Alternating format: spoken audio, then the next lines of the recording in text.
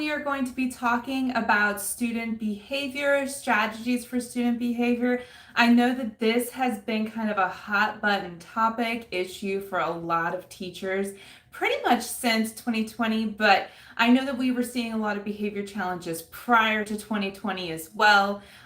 Just a lot of issues, I think, in the classroom. I know I've heard a lot of teachers complain about student apathy, disrespect, not wanting to do any work.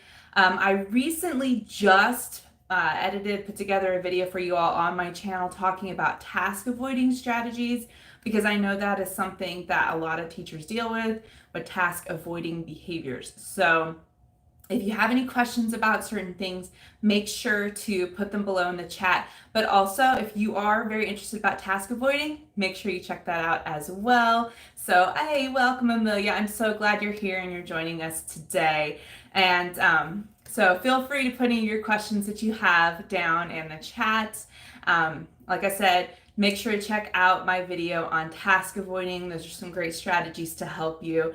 Task avoiding at its heart, like I talked about in my video, a lot of it can be anxiety based. So having the student have buy-in, know what's coming up, presenting that schedule, keeping a very consistent routine are all very helpful strategies and keeping the child doing the work that they need to do. So that is very helpful. But I know that a lot of other behaviors that can be really difficult. I know one that we're seeing a lot in the junior high setting has been cell phone usage and kids just always wanting to be on their phones. And that can be a really challenging behavior because I think we are all kind of addicted to our technology a little bit. I've seen some strategies I know that have worked in the setting that I'm in, and a lot of that is allowing kids to have that opportunity at the end of class to get on their cell phones if they complete their work and give that time and respect to the teacher. I know some teachers put the caddies up in their rooms. That helps as well, kind of keeping the kids away. But you got to watch out because I've seen some pretty sneaky behavior where the kids will bring in an extra phone from home, stick it in there, keep the other one in their backpack, put in the earbud, and still listen to their music. So some of them are kind of sneaky when it comes to cell phone usage. But I actually saw a TikTok, and I can't remember the creator, but he had a really good idea, and it was about having, like, you get a cell phone scanner type thing on Amazon. I wish I had more information on that, but I'm willing to look into that and see if it would work. That way, you know, if you set the rule, the precedent that all cell phones during a certain period of time have to be off in your backpack or on airplane mode, that you can utilize that scanner as well.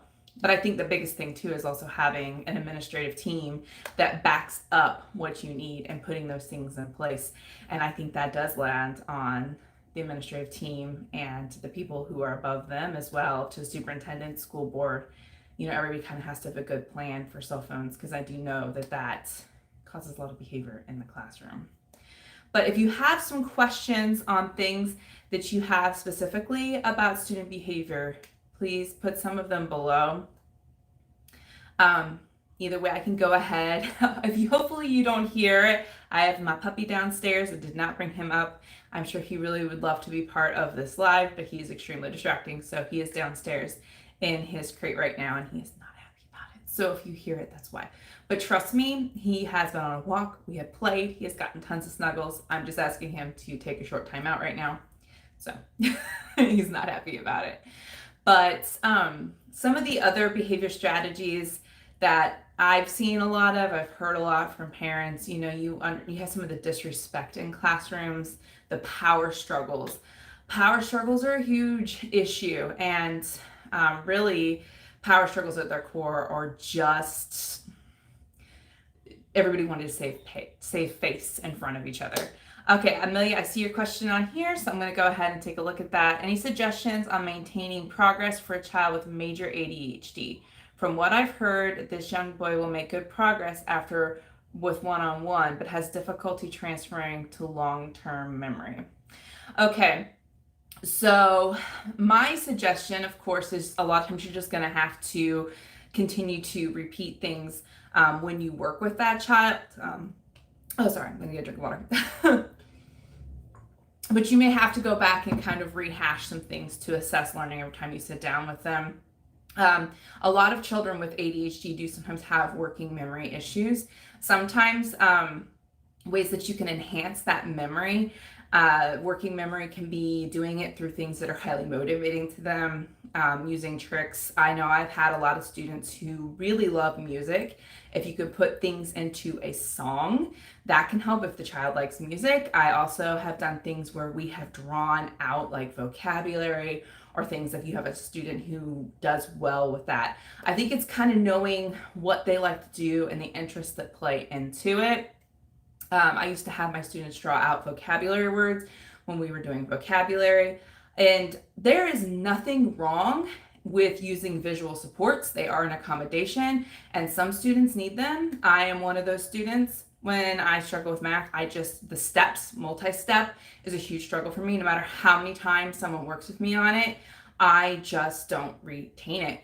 And so visual supports were an accommodation for me. And I use that for students. There's nothing wrong with them having like a step guide. And now you can't always use that on a state test, which makes it difficult.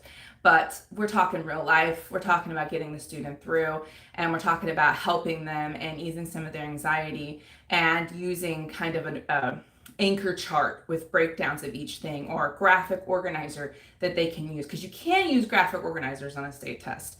And these are things that can be really helpful for those students who have working memory issues, and making sure that we're using that as an accommodation. And you can try that out first with the student one-on-one, and then see how they generalize it and kind of go from there.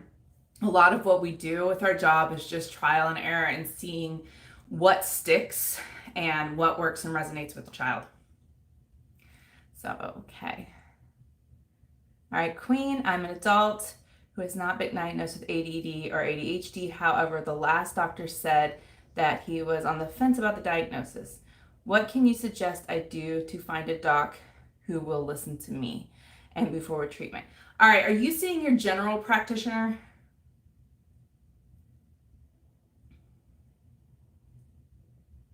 Because a lot of times, in my experience, I have found that you do a lot better if you're going in the psychiatric route. You're going to a psychiatrist, someone who actually specializes in neurodiversity, mental health. Okay. Okay. And he said, why did he say he was on the fence?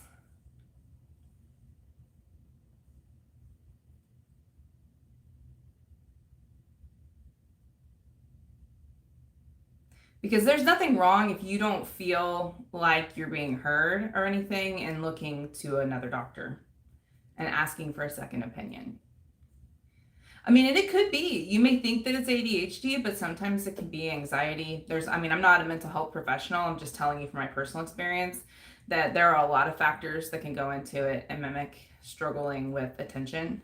And I do know that anxiety and depression are definitely in that group as well. So, I mean, without getting too personal in your business, but I'm curious as to what he had to say while he was on the fence. Oh, your answers were 50-50. Okay. Yeah, I would just ask if there's any other kind of assessment you could take. I mean, bring up what your major concerns are. If your concern is inattentiveness or struggling to organize, manage things in your life, there can be a lot of different things, a lot of different factors that play into that. And I would just ask for more of a deep dive. Like, you know your own self, and you know if you feel like off. Yes, I would agree with Amelia. Bring someone with you to advocate. I think that helps. If you have someone in your family, I know I don't want to, someone that I care about, I'm not going to go detail who it was, but had a similar issue getting treatment for ADHD because this individual had struggled all their life. They'd gotten a lot of accommodations and supports through family members that were helping them, and hadn't managed to achieve an MBA. But this person obviously really struggled, and they actually brought in their spouse who advocated heavily for them. So that's also very important, and actually some documentation from their employer.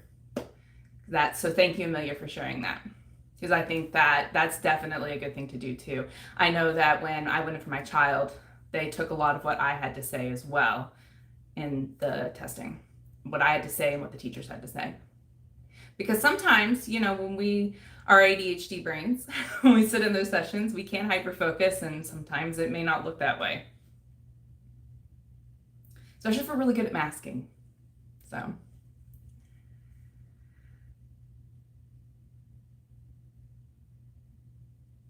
Yeah, and that's important to note. I mean, if you feel like you're just bouncing from one thought to another, yeah. Like I said, not a mental health professional, so just someone who has a lot of life experience and teacher experience with ADHD and mental health. And I would definitely say that that is symptomatic, having a hard time regulating your attention for sure. So I agree with Amelia. I would see if you could get some people to join you to come in and kind of talk about what they're seeing. Because this doctor is only seeing you for these short spurts of time. They're not getting a full picture.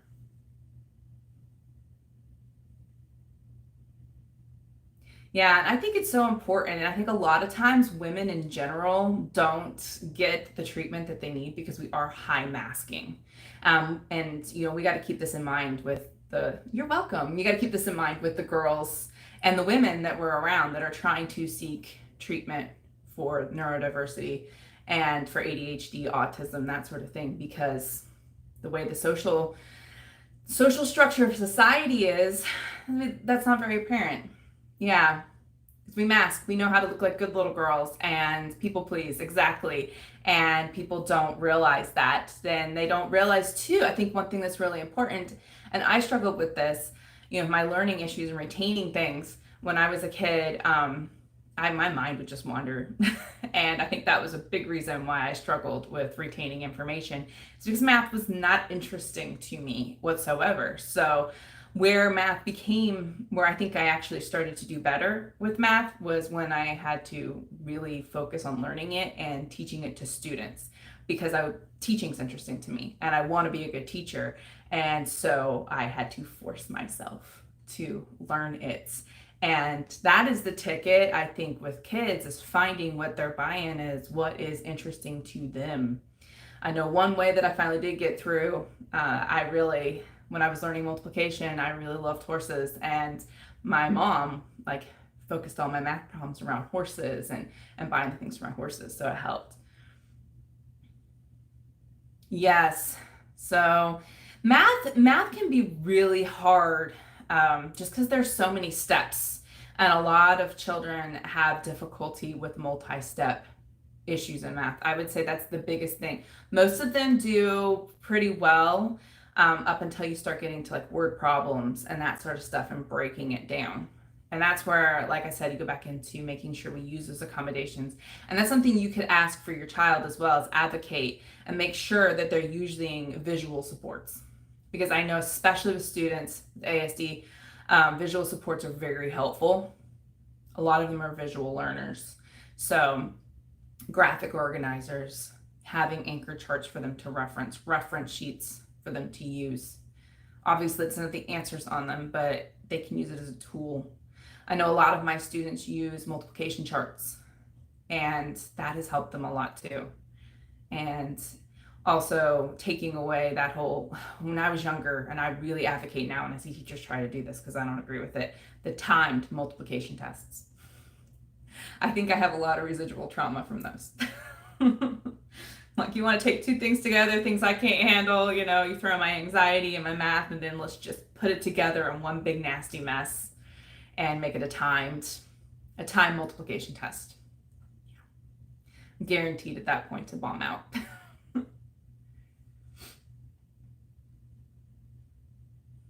So yeah, I think that's the biggest thing, is making sure, as a parent, that you advocate for those things, make sure they're using them, as teachers that are using them as well.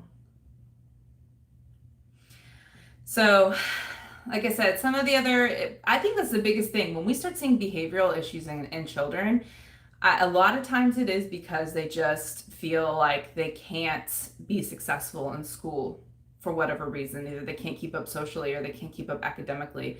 And a lot of times it's easier to be the bad kid than it is to be the kid that struggles in school. And I've seen this with so many students. So many of my students have come in and we've had the cool dude attitude and they've been jerks to their teachers and everybody's just fed up. And honestly, a lot of people have kind of felt like they were a lost cause. And then when you get down and you start working with them and putting in a lot of that one-on-one time. That's the one thing I love about my job as a behavioral coach, because I can pull a lot of that one-on-one time with kids and get some of that stuff out of them, because a lot of them don't want to talk about it at the junior high level. And you can find out that their reading levels are significantly below. I actually did a professional development where we were working on reading, and they gave us a paragraph and they showed us what they started off on the slide, and they showed us what 50% reading accuracy would look like, and to try to help us figure out what the meaning of the story was about. And I couldn't make heads or tails of it. And then they were like, okay, we moved it up to 60%. And I was getting the gist that it was about gardening. And then we got to 70. And I was like, I think it's about gardening and topiaries. But I still couldn't completely understand what I was reading. And I was looking at a passage and reading it at 70% accuracy. And it's really interesting to me because even at 70% accuracy, I still couldn't get the gist of what the story was about. And so many IEP goals are written at 70 to 75% accuracy. When we finally got to about 80, 85, I could realize they were talking about topiary animals in a garden. So I could kind of infer the words that went in there. But when I was thinking of that, I was thinking when I was back at 50% accuracy and I was expected to read this independently on my own in a classroom, I would shut down. I would have my head down. I would be trying to go to the bathroom. I would be talking to my classmates. I'd be doing everything but my work because that would be incredibly frustrating. So I think it's very interesting.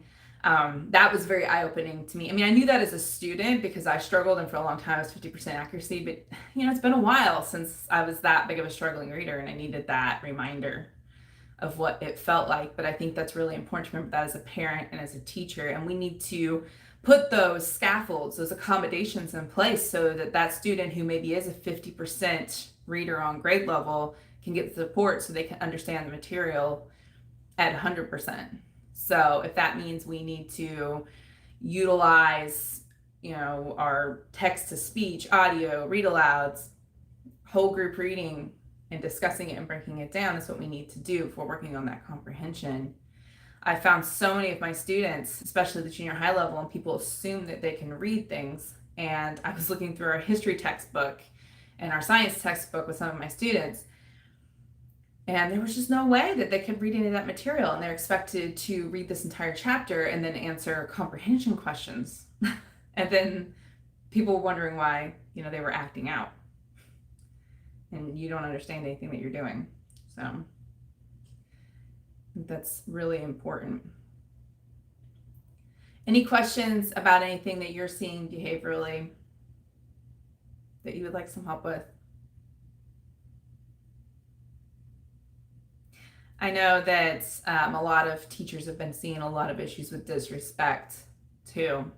And I kind of want to talk about that because sometimes I wonder, some of it is disrespect. I have had students be blatantly disrespectful to me, but I think some of it is also learning how to communicate your wants and needs in an appropriate way.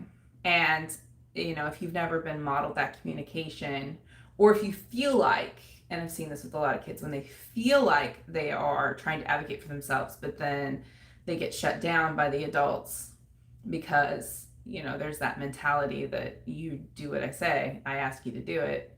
We're not going to have an argument, we're going to have a discussion.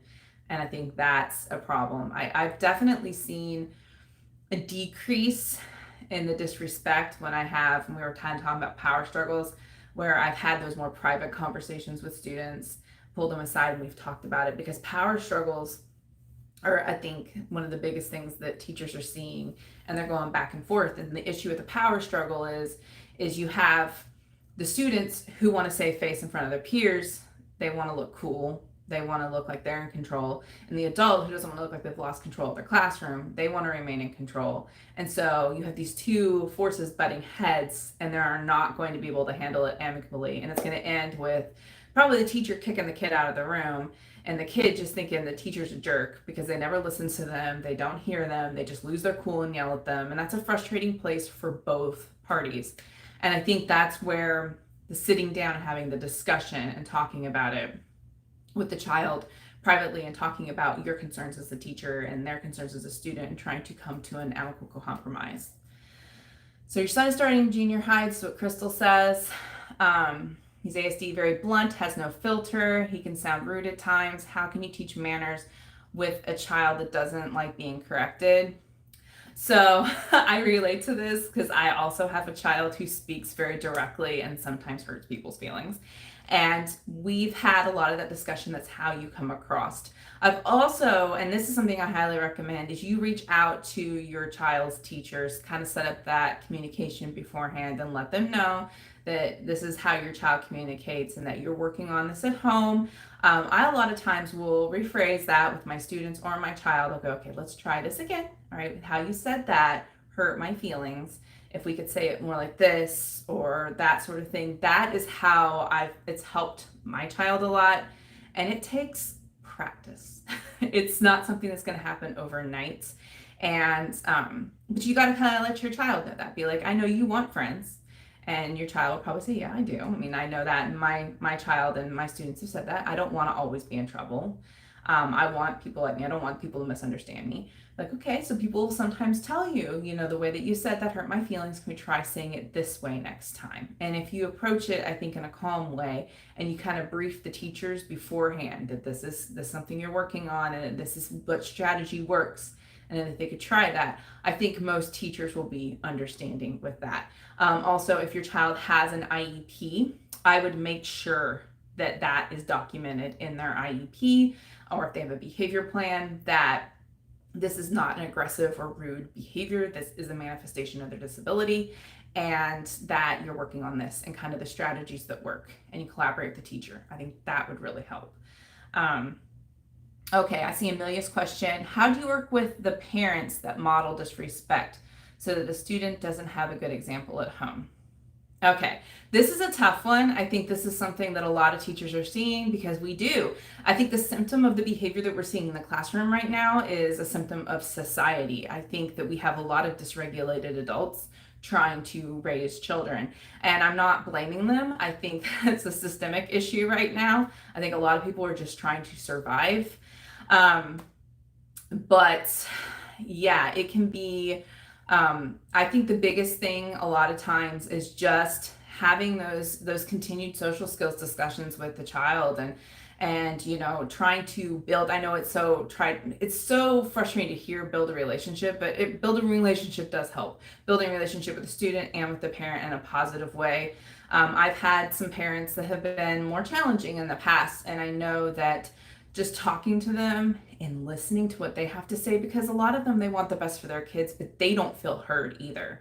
Their child, by the time they've gotten to you, has been probably labeled as a bad kid, and they're used to every phone call being nasty. And so they're immediately on the defense. And if you can just initiate at the beginning of the year, especially if you get one that slides across your, you see that IEP, you see that documentation, you know that this is a situation that's been rough for a lot of teachers. I always make that my top priority, to reach out to that parent, to introduce myself, to talk to them, to build that relationship with the parents. Because oftentimes too, if the parent likes you, they will speak nicely about you to their child, which in turn does help. And a lot of parents I hear the biggest complaints, they feel like the teachers don't reach out to them. And that can be really frustrating. All right, I see some other questions on here. I'm going to try to look over here. Okay. Queen says, I have a friend who keeps calling my youngest manipulative, and that irritates me so much. I had to correct her because she's not being rude. She retreats to her own personal bubble. I understand. I've heard this one with my own child as well, and that it makes me upset too, because it's not manipulative behavior. They're doing the best they can with the skills that they have. I would really like encourage your friend to educate themselves. There are a lot of great creators on social media. I have videos on my YouTube channel. There's a lot of great creators on TikTok.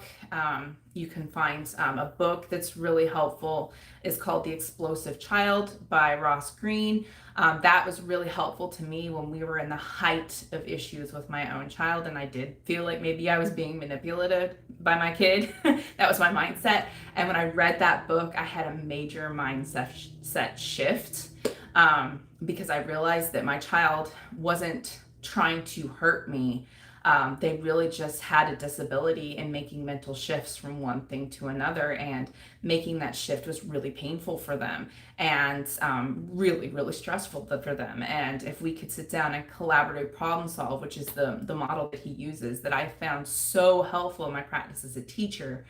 And that, once again, is just talking to the kid about what their fears, their concerns are, and you as the adult addressing your concerns, and what's going on, and coming together as a group on what can work. And it's such a great model because it really does teach the skill to the child that they're going to need the rest of their life, which is how to work with other people, how to collaborate, how to compromise, because this is something you're going to need in the workplace, and your relationships with others, with your own children down the road. So that is why it's really great, and I would recommend reading that book.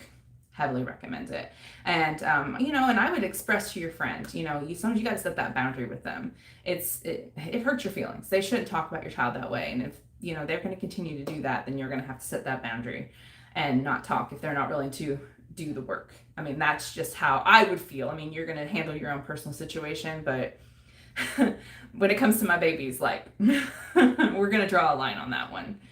All right. Let's see.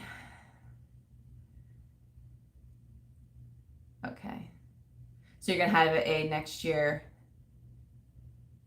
That should be helpful. Make sure that the aid that you have, that they have that quality training. I would get that chance to maybe ask the school if you can meet that aid. Sometimes they don't want us to do that, but I think that would be important.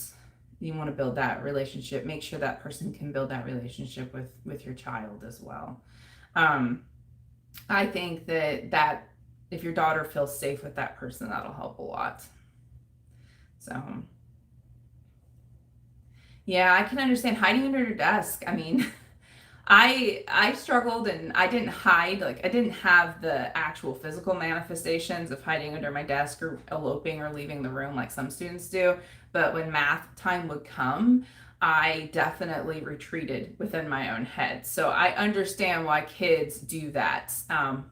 When you just get so overwhelmed with something, you can't even cope with it. I've had those moments, been a loud place or whatever, and you have to just retreat somewhere to like gather yourself. And one thing that I would suggest too is if she works on making sure your child gets breaks and setting up that schedule, like, first we're going to do math calendar, then we're going to do the first 3 problems, then you're going to get a little bit of a break, and then set the timer so that your child knows that she has the break, and let her do what she wants, preferred item during that break, something that's relaxing to her. I know I talked to my task avoiding video that I just did, but one of the things I've seen have helped a lot of students have being able to have a sensory break, or doing something they enjoy, or color, draw, look at a book. That kind of helps them, because doing the activity of math can be very overwhelming, very overstimulating, and doing something to help them self-regulate again is also very helpful.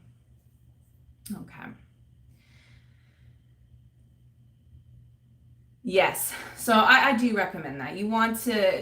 And I always encourage parents to come and meet me and come and meet our staff, because you want to know who's working with your child, and you want to have that working relationship. Okay, so he wrote 2 books, but the one that I was recommending for parents is is The Explosive Child by Ross Greene. He has another one he wrote for educators called Lost at School. And they address the same thing. It's just The Explosive Child addresses it more from a parent-child relationship standpoint, or therapist-child relationship standpoint. And Lost at School is more from a teacher and administrative standpoint. And I can go ahead, at the end of this video, I will link the book below in the description so you can just order it. I listened to it on Audible. I just do better with audiobooks than I do reading things. But I bought it and I listened to it on Audible because I listened to it, I was driving in the car. I felt like I got more out of it, but then I also went back later and found certain passages that really resonated with me and then went in and marked them up. But if you're an auditory learner, which I retain things better when I can listen to them, plus I can kind of multitask. So, but I listened to both of those books on Audible and they were really, really helpful. And I think it does help educate people. It was very groundbreaking to me because when I went into special education, I didn't go in with the angle of working with children with emotional behavioral disabilities. I really just wanted to go in and work with students with learning disabilities. And when I went through some of my own journey with my child, and that kind of made that shift to me, and that was the direction that I wanted to work with because of so much of the misunderstanding that we received. For sure, that was really frustrating. And people really do judge parents, and I've really seen just in my practice as a teacher that a lot of our kids have some amazing parents and or foster parents, and they're trying the best that they can, and they just need supports. There's not a lot of supports, and you get so much feedback on different parenting styles, and some people say you need to be an authoritarian, my way or the highway. Well, that is going to not be good for these kinds of kids. Like, you're going to have major backlash. And then you hear about the gentle parenting, which gentle parenting gets a bad rap. It's really rebranded as more authoritative parenting. Or authoritative teaching is what I see. And really how that should look is not permissive. We shouldn't be giving the child whatever they want whenever they want it and being just pushovers. It's about having those discussions with the child, setting up the expectation of the boundary. Like I tell my students, why do I have to do work? Why do I have to do work when I'm here? Well, because we're at school and I'm a teacher and I have to present data and I have to present goals and I have to do my job as a teacher. I have to teach you. I can't let you sit here and play on your phone all day. Like, I would get in trouble. Do you want me to get in trouble? No, I don't want you to get in trouble, Miss Irwin. I like you. And I'm like, okay, so we got to do some work. All right. And I know that this is hard for you and it's not what you want to do, but how about, we do a little bit of work and we take a little bit of a break. And then when the break's up, we come in and we do a little bit more work and we get this done, and I'm going to be here and I'm going to help you through it. And if you get overwhelmed, it's okay. You let me know. We'll work through this. That's more the authoritative parenting, authoritative teaching style. The authoritative parenting style, if you will, of talking about the things that you don't want your child to do and the reasons why, but then also explaining and having open dialogue with them on if they can come to you, you always will have their back, but there are consequences to things, and allowing a lot of the natural consequences to happen. Children learn better from natural consequences than they do from anger imposed consequences from adults. So, if you're mean to your friend and you take their toys, they're not going to want to be your friend anymore. That kind of stuff that they learn from. Or if you touch the hot stove, it's going to burn your hand more than they just yelling and screaming. Definitely natural, like, consequences have their place, but they should be appropriate to the age of the child and they should be appropriate to the behavior. Okay, I'm seeing some more stuff on here. Okay. Oh, yes, spilled milk. I have not read that. Yes, trauma informed is very important, and we don't always, trauma can be very wide variety. It can be the standard stuff that we think about, the poverty, the abuse, but trauma can also come from, just their own learning struggles and maybe not having very supportive teachers in the past. I went through that. I had some amazing teachers, and then I had some that were, very old school, had not been up to date on special ed because it was the 90s, and a lot of them just didn't have a lot of heavy background, and they had their own preconceived notions going in, and things were not well, and the way that they handled my situation, and things were not good with some of the students in my class, and they allowed some of the students to not be very kind to me. And so I had a little bit of residual trauma from that. Now, that's not to say I'm not comparing it to some substantial like home life trauma, but I use that as an example that there is a wide variety of trauma that children can bring in with them, and we need to be aware of that as well.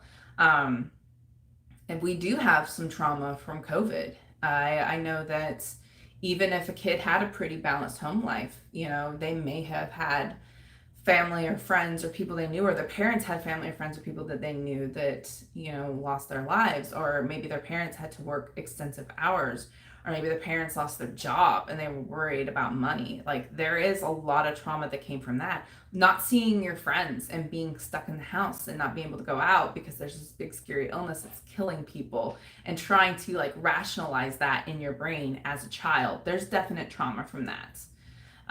Whether the kids have fully recognized that at this point is to be seen. We'll find out when they're older, I think, and they can verbalize that a little bit more. I know that my children are teenagers, and they definitely missed not seeing their friends, and we had some social skills we had to adjust on when we went back to school.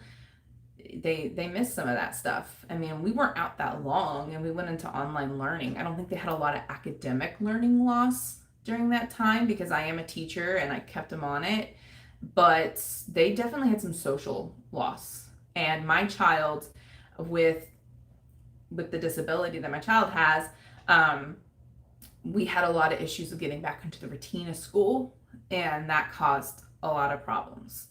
And that return to school after COVID caused a lot of issues. We just didn't have the work stamina because, to be honest, online school was maybe 3 hours. It's not a 7.5 hour day. And you're at home in your comfy place, and when you're back in school, you're around people and a lot of noise and loud cafeterias. And at least I know for my child, returning with face masks and protocols, and things weren't the same. And they definitely have some trauma from that. And that's important to remember as well. I would say, though, the biggest thing that I've seen just in my practice of a teacher necessarily hasn't been, some of my kids that have been through some pretty horrible stuff have been really good students. Like, they are happy to be at school. I mean, we have some issues with some emotional stuff that we work through, but when they come in, they're usually pretty respectful. I think the biggest behavioral challenges that I've seen have been through a lot of our kids who just haven't been seen or heard, in the sense that, like, they haven't been allowed to, either they don't have any structure at home, or they have too much structure at home. So they come to school and there's a lot of fight for control. And in the way, both of that can be kind of neglectful. If you're neglecting their emotional needs by not allowing them to kind of grow and develop and make their own choices by being too strict, or if you're not providing them any structure, any framework to learn from by just being permissive and letting them do whatever they want. And kids do need, at home and at school, they need a routine, they need structure. It's comforting. I think the biggest classroom management tip that I have for new teachers is keeping a very predictable routine. I always say that my classroom is like Groundhog Day, and I do that because it offers so much comfort to my students. They need that. They need to know what's coming next and what to expect. And that really does alleviate a lot of anxiety for them, because they know in their brains, okay, I made it through this subject, I've made it through this, I can make it through lunch and my resource activity, and then we get to go home. They know that sort of thing. And that's, our brains work that way. I kind of compartmentalize things too. You look at the clock, okay, I only have 1 more hour, I can make it. And we need to do that. So those are all very, very helpful ways in helping the kids. And I know that my child is very, very messy and disorganized, but I like to try to go in and help her out with organizing herself, because I know a lot of our students with ADHD or ADHD and autism, because a lot of people think, oh, they're autistic, they should be clean, and that is not always the case, especially if you have ADHD and align with that, and you can live in a mess. And I go in and help her clean. And I know a lot of people think that's crazy. She should be able to do it by herself, but they don't understand executive dysfunction and that is just so overwhelming to know where to start, where things need to go, and then then you get distracted because you found something you haven't seen in 3 months and you're like, oh, I didn't realize I had this book, or I didn't realize I had this toy. So I find that it's very helpful to go in and help them kind of keep them on task. Yes, organizing skills can be a goal in an IEP. I recommend, though, the problem I've seen so many IEPs that have this goal is it's just not very specific. Um, and it needs to be kind of related, it needs to be related to an academic area. So it could be organizing their backpack, organizing their planner, organizing their notebook, that sort of thing. Whatever you need to do. Yes, Queen. Yeah, both my kids are disorganized messes. And I was a kid, I was a very disorganized mess as a kid too. I got organized because I had a special education teacher who, it was not my goal. Yes, yes, it was not my goal, but I was a shove everything in the backpack kind of kid. Like everything just went in there, crumpled, none of it. And she did not like that. And it wasn't an IEP goal of mine, but she recognized that it was causing my bad grades. It was causing the fact that I'd forget that I had homework assignments, that I wasn't turning things in, that I'd forget due dates because I was just shoving stuff in there and forgetting about it, moving on with my life. And so she would check my stuff every single day. And she was a pretty strict lady, but I appreciated her now for it because I was a little afraid of her. So it forced me to go in there and get it right and organize my stuff. And I see this with the students that I work with. Either they're super duper duper organized and I've never seen such a beautiful, neat backpack in my life, or they are a mess. I strive for organization too. I think, and this is what I tell my students and I tell my kids, the biggest thing is just making it a habit and knowing that everything has a place. And before you move on or get distracted, you get that piece of paper and it goes in the green reading folder before you do anything else. And it's going to take a while. Habits have to build. I know I read Atomic Habits. That's a book that I liked a lot. It was helpful to me. And it might be helpful for you as organizing, but putting different types of habits stacking together. So, if you know that you put the paper in the green folder and then you write down the assignment and then you put it in the backpack, and then you can have the reward if now you leave class. Always kind of chaining it to a reward, I think, is really helpful. I know a lot of people with ADHD who struggle to take their medicine may keep their medication next to their toothbrush and toothpaste because they know they're going to brush their teeth every day and then the medicine's right there. That's another strategy for helping you stay organized. But I think a lot of it is just intentionally working small things at a time. I think a lot of times, I know for me, and I know my kids are this way, they want to be completely organized. Everything is going to be completely organized, and they take off more than they can handle. I think starting small, like I'm just going to keep my backpack organized. We're just going to go there, and then kind of trying to build from there. I think a lot of it too is learning how to minimize the clutter and throwing away stuff that you don't need and periodically getting rid of things. Because that's another thing. A lot of our ADHD people, myself included, we tend to be collectors. And when you start to collect, you have too much. And then it's hard to organize when you have lots of things. When you have more minimalist, it's a lot easier. And I think teachers need to keep that in mind when you have kids with executive dysfunction. Is minimalist is the best approach. Try not to overload with extra papers and things like that. They don't need all of that.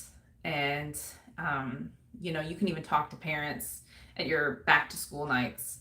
Do you really want all these papers coming home, all this graded work, or would you prefer just to see them in the grade book, or how do you want them to be distributed? I know when my kids were in elementary school, I really hated all the extra stuff that came home because it just sat in the pile because I didn't want to throw it away. It was my baby's work.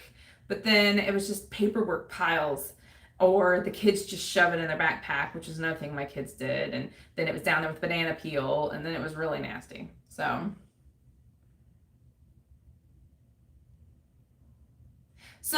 I really like with keeping like my confidential stuff organized. Um, So I utilize binders, but of course, a lot of our stuff now is on the computer. So I just keep it within our IEP database on our computer. But then I also have like my Google folders. I keep a lot of stuff electronic. Paperwork clutter is very overwhelming to me. I don't try to keep a lot out. When I first started teaching, I kept a lot of stuff in binders. But I'll be honest with you, keeping up with binders has not always been my strongest suit. I have found them a lot better when I create just like little file folders on my computer or in my Google Drive. I think that's a lot easier than I can find it and type it in there. In terms of visuals and things for the kids, I really like little boxes, containers, those little Tupperware containers. You can find them at Michael's. They're the cases for, I wish I had some of my stuff with me. All my stuff's in my classroom. But some of those scrapbook containers, the big square ones, I put a lot of stuff in there for each student if they have visuals, and I keep that in there. And that's been really helpful. And then each student kind of has their own container. It's a little bit of organized chaos, but at least it's all in one place. So I've done the big like tiered drawered systems too. I had a lot of students when they were little, like when I taught the littles, that we would use the 3 drawer system for them if they were just on task completion, and that's what we were working on. And so they would have the first drawer, they'd finish it, they'd move the little like sticky over for complete, and then they could take a break and then move on to the next drawer. And then I just keep everything in the drawers.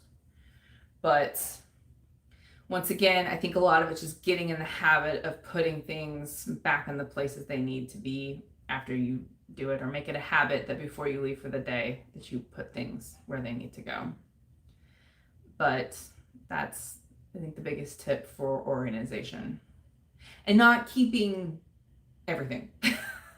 Just kind of like editing and auditing things as they go. But like I said, with confidential stuff, kind of back on that thing, we had filing cabinets. If I was keeping specific like paperwork data, it is easier to keep it in a binder.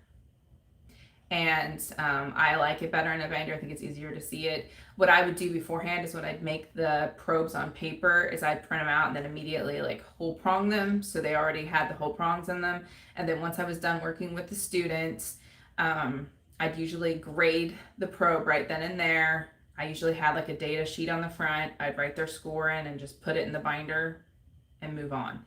So I do, if you look in my Teacher Pay Teacher store, you can see an example of the data binder that I use.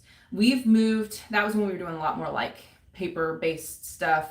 We've moved to a lot of electronic-based stuff, but I know if you're working with students that have more significant needs, you're probably still using a lot less computer stuff and a lot more paper-based, a lot more task analysis, errorless learning type stuff. So it's probably going to be a lot more manipulatives, and you'd still probably want to use a binder for that.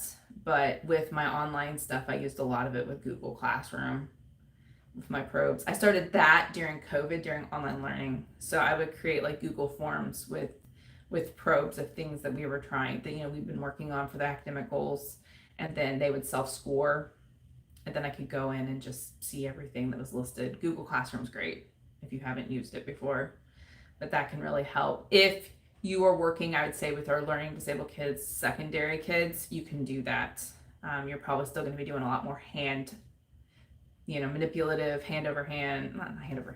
manipulative stuff, paper-based stuff with the younger kids. But with the older kids, you can utilize technology a little bit more for your progress monitoring.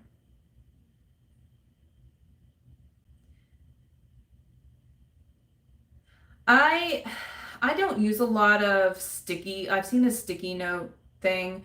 I would lose the sticky notes, if we're just being honest. They get lost. So I don't do the sticky note method. I have in the past, if I don't have my data binder with me, which I got in the habit, and I trained my paras with that too, is I'd leave the data sheets and the folders with them. So we had it all around and they could fill it out. One thing that we do now is we do everything in an Excel, not Excel, but like Google Sheets, which is an Excel sheet. We do everything in there, and I have that shared with all of our team members. And then we just go ahead and input the data in there, and that makes an automatic graph. I'm getting ready to do a video on that. That's coming up, showing you how we do that. It makes it really easy because you have an automatic graph. And I love it because you can share it with the parents. And I share our behavior sheets digitally. I don't do paper behavior sheets anymore because they weren't making it home.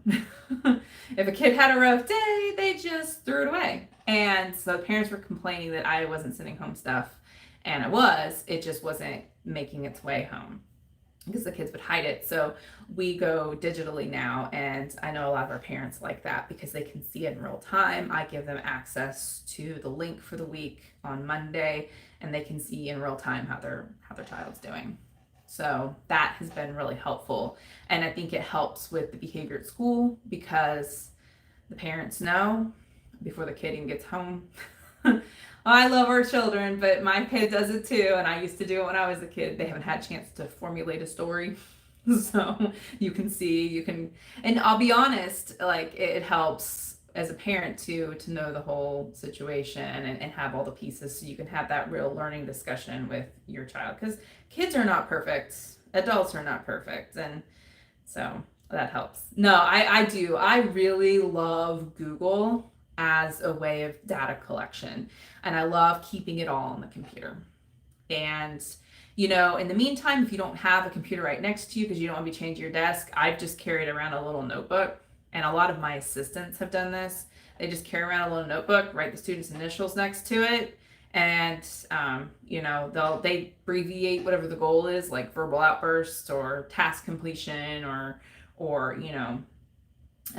problems on a paper or whatever their goal is, and they'll just write it off to the side. And then when they have a minute to sit down or whatever, they'll sit down and just pop it in the computer really fast. And or the teachers sometimes do that before the end of the day. All of our assistants take data. Now we are in a behavioral unit, so we do have a lot of staff, but all of our assistants they take data, and then I have an assistant who helps me in kind of overseeing it, and then I oversee it, teachers oversee it just to make sure it's getting done, it's completed, it's accurate. But that, I think, really utilizing the technology has been nice. But if you need the paper-based, which I know a lot of people still like to have the paper-based because I did paper-based when I was an inclusion teacher because I was going from room to room to room pushing in, and I just liked to have my notebook. I liked to be available to kids, and it sounds horrible, but I didn't like the impression of it looking like I was always on a device because I didn't want people thinking that I'm playing on my phone or something like that, even though that's not what I was doing. I was putting data in, but even the kids call you out, oh, Miss Berwin's on her phone. You're like, I'm not on TikTok, all right? I'm over here putting in data. So I like to do it sometimes better in just a binder, just because I felt like what it looked like to the people who didn't know what you were doing. But it is good to have it in two places. Just in case if you get busy and you don't get a chance to put it in that day, you still have it written in a hard copy somewhere and you can go back and put it in. Just don't fall behind. Try to put it in every day or at least 3 times a week, because if you put it off to the last minute, you're going to really dislike yourself. That's all I have to say, because it's going to be overwhelming. But if you do it, building those habits, I would allow myself to sit and drink my caffeine in the afternoon when I put it in, that habit stacking.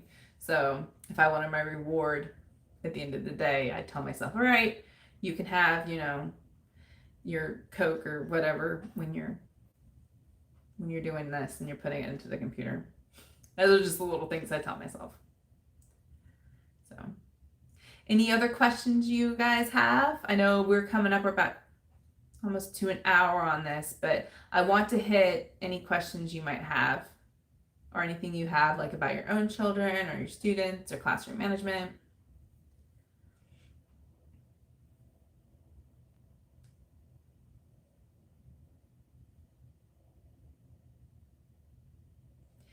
Any kind of videos you'd like to see. Like I said, the things I have in the works are talking about some of my data stuff. I'm really pushing that hard, putting a lot more on my TPT store too, so you'll have some more resources, some more free things that'll be out there. Okay. Mom's on her phone, have to get off. It is so funny how they watch us. I think that is the biggest thing that I've realized working with kids and being a parent.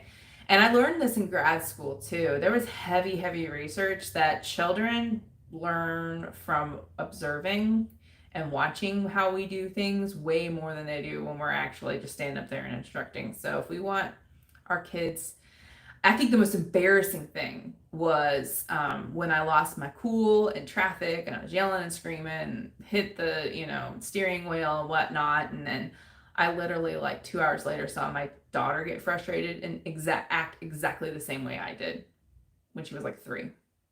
And that was a really eye-opening experience because our kids learn how to handle frustration and how to handle situations by watching us. And it's the same thing as teachers too.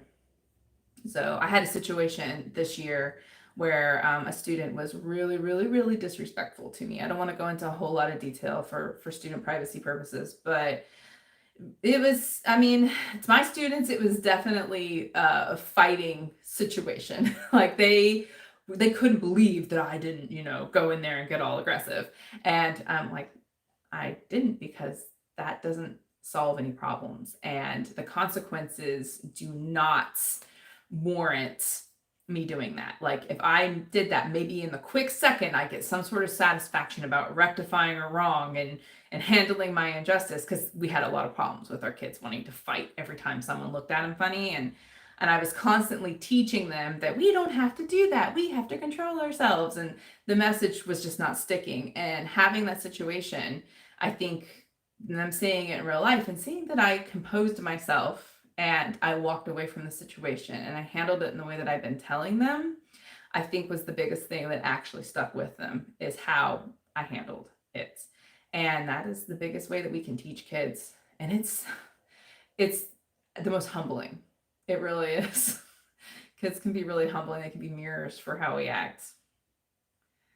Yes, and it's funny too when you sit back as a parent and you realize that you're turning into your parents. And I hope for everybody that it's the good aspects of your parents, not the bad ones. But I feel like I had pretty good parents, but sometimes I hear myself saying my parents' words. But that's what we do.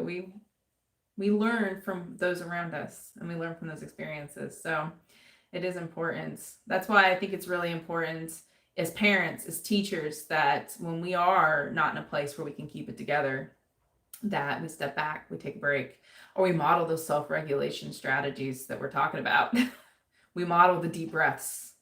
And I've done that with my own kids and my students. I've gotten frustrated. I'm like, and I just start doing my breathing. And my child was away at a camp and had a frustrating moment. And one of the camp counselors told me later, they went up and they noticed that my child was doing the breathing and the positive self-talk. And that was like a really proud mom moment, because that's what we've been working on a lot at home, was doing that. I know our teachers have been working on that too. And so it's modeling those, showing those examples. And then when you have a moment where you're human and you make a mistake, repairing it.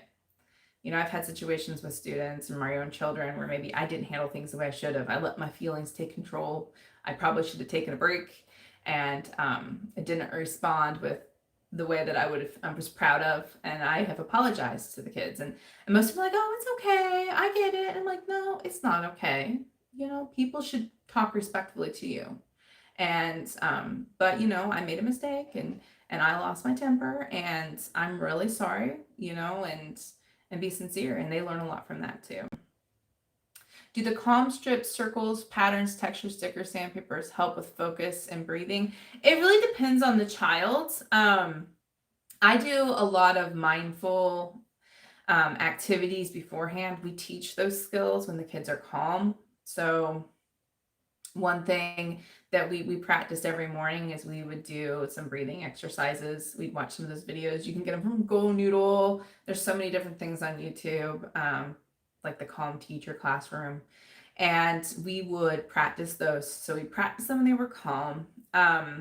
Some students do like the fidgets. Fidgets are a double-edged sword. Most teachers will tell you that. You have to teach students how to use fidgets, and you have to teach them how to do them appropriately, or they'll just turn them into toys and they can be a distraction. I've made posters in the past. We practiced how to use fidgets. I practiced with them and shown them the expectation, and then told them if we can't follow the rules, then the fidgets go up, and I've taken them away. I've taken some fidgets away for a couple of weeks, and then we reintroduced them back in again. Don't be afraid to do that if you have to, because it's a tool. It's supposed to help them. The calm strips, I have never used a calm strip. I have used Velcro on a desk though, and that has been helpful. The kids do like the Velcro on the desk. Calm strips can be Velcro is kind of expensive too, but those things have helped. One thing I have found has been the biggest game changer with the self-regulation has been kinetic sand. And I had the Orton Gilliam sand that I would do the OG stuff with some of my students, and the kids would use the OG sand, and it was like a nice light blue green color, and I'd let them do that, run their fingers through the sand. That helped a lot. When I had little kids, preschool age, we did bubbles. We blow bubbles and practice blowing bubbles. We get straws and practice blowing feathers across the table to practice the breath work. I'm talking now with the kids about grounding. I remember one time I had a student who was really, really dysregulated and was having a moment. And one of the kids was like, "How did you not get upset about? Why did it not frustrate you?" And I said, I did my grounding exercises. Instead of fixating on the things that were going around, because I knew someone was having a moment and they just needed some time to calm and they needed me to be calm, I just looked around the room and looked at the things that I could see, the smells I could smell, the shirt that I could touch, the things that, I could hear outside the room, the birds outside. And I focused on all of that stuff instead of the things that I couldn't control in the room, and did the grounding exercises, the things I could control and focus my mind on. And they're like, "Oh, yeah." And we practiced some of that stuff in the room with some of those mindful activities. I did my graduate thesis on mindfulness activities in the classroom, and I did it with my K-5 students, and we had students with ASD, EBD, learning disabilities, and across the board, we saw positive gains with the kids. Like, the research was really amazing because they were practicing those skills when they were calm. So that's what we got over here. When I was teaching in K-3, I remember self-talking to remember it's all going to be okay. And it really does help. We practice affirmations in the morning. I love the Snoop Dogg videos. Phonics Man does an affirmation alphabet. I'm doing that right now with my ESY summer school students. And I tell them all the time, it's so important to talk positively to yourself, to be your own best confidence, to remind yourself it's going to be okay, because it's going to be. You've been there before. You got this. You can do it. Say the nice things to yourself in the morning. Build yourself up. All those things are so important. So it is very helpful to teach the kids that. I know Mind Jetty is one of the things I use with my own children, and I've used it with my students. That has been really helpful. I know that when my own child was having some issues with anxiety, we do a lot of the box breathing, and we play those videos on the phone and just kind of like relax when we need those moments to kind of recenter ourselves. So, well, we are coming up. We've been on this live for an hour, so I'm going to go ahead and end it out. But thank you so much for coming to this live. Like I said, I'm going to post this on my channel, so if you came in late or you had to leave early, you can go in and check it out. I'm also going to link some of the things that I talked about below.